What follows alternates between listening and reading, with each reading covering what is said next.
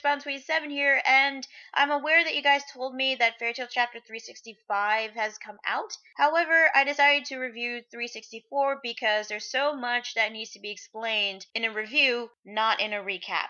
So let's get started with Fairy Tail Chapter 364.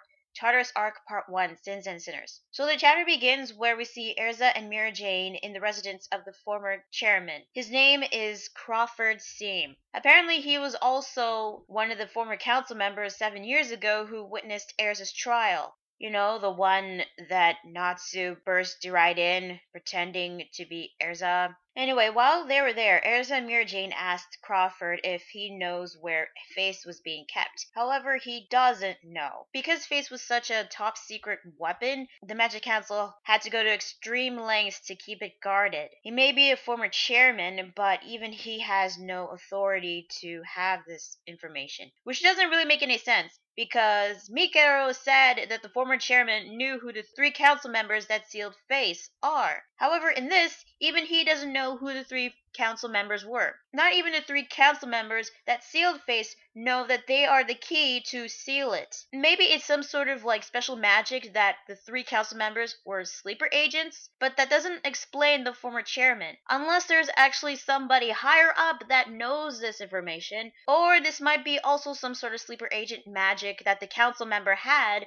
which not only applied to the 3 council members, but also to the former chairman. It's possible, but it just sounds a bit fishy to me. So before Erza and Mirajane can ask any further questions, they sense a disturbance in the force. Tartaros has sent their foot soldiers to Crawford's house, where we see them bursting right through the house, getting ready to attack Erza and Mirajane, which they were both ready to attack. They managed to attack several of the Tartaros foot soldiers, which managed to destroy a portion of Crawford's house, sending them flying outside. But before they can kick even more asses, we have to cut back to Elfman and Lisanna. Elfman is still under Sayla's control, choking Lisanna, and from what it looks like, she's probably passed out. I'm not saying that she's dead, because I prefer confirmation before I assume. Not wanting his little sister to die on his hands, he begs Sayla to stop this. Sayla then tells him that when a human begs something of a demon, that's when he must offer the demon his soul. She asks Elfman if he was prepared to sell his soul. So if Elfman wants to save his sister, he has to sell his soul to Sayla, which means that he has to surrender to Tartaros, which means that he might become another minion. Well, I don't know if that's true or not, but hey, possible. We now cut to the ruins of the Magic Council in Era, where we see Dornbolt inside what looks like Cobra's empty jail cell. In a flashback, Cobra knew what Tartaros was after, which was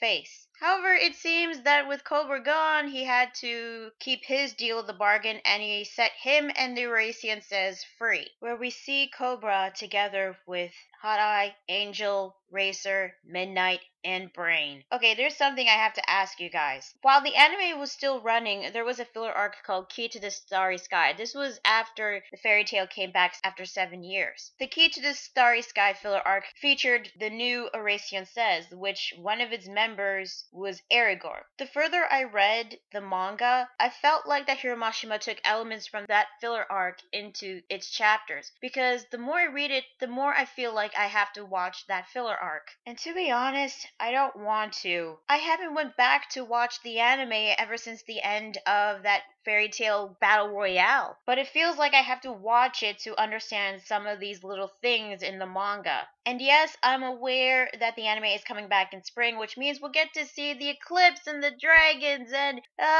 joy.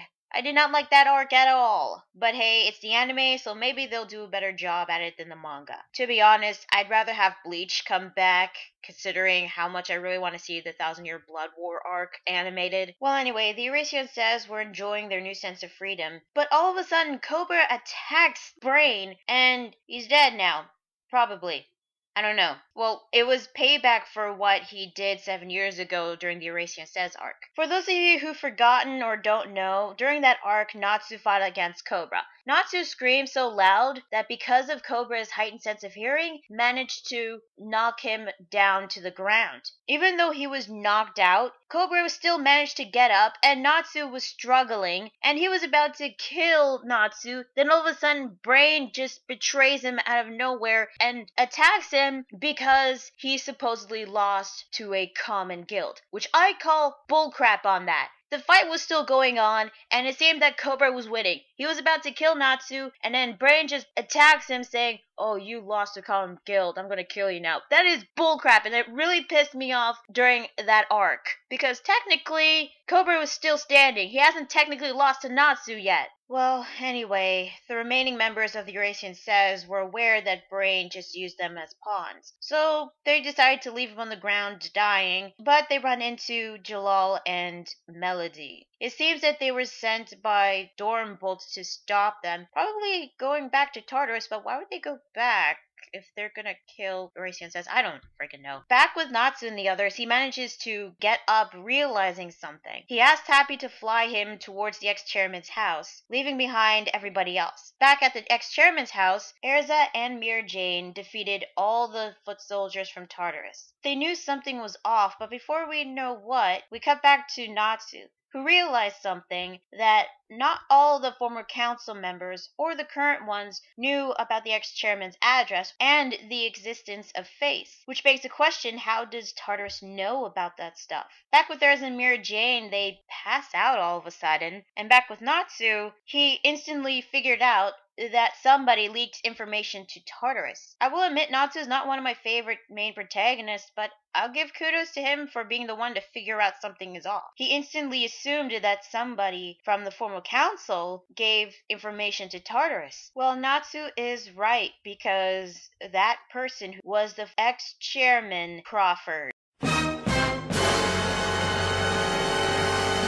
And so the chapter ends where he contacts Kyoka, telling him that he obtained 2 bodies, and Kyoka orders him to return to Tartaros. Okay, is it just me, or in this one panel it looks like Crawford is groping Mirajane? Is it just me? Because that just looks kind of weird. Well, anyway, that is Fairy Tail chapter 364. What did I think about this chapter? I thought this chapter was pretty good. We get to see Erza and Mirajane fight together, which I thought was pretty cool. And the scene with Elfman and Lisanna, it seems that Elfman might sacrifice himself to save Lisanna, maybe offer himself to Tartaros so that he might become a demon himself, another minion like what they were doing with Minerva. Now, Natsu being the one to figure out something was off, that somebody must have gave Tartaros information about Face. Well, Natsu may not be one of the brightest characters in the series, so it kind of surprised me that he was the one that figured this out. But I'll give kudos to Natsu for using his brain, because it's very rare he usually does this in some of these chapters,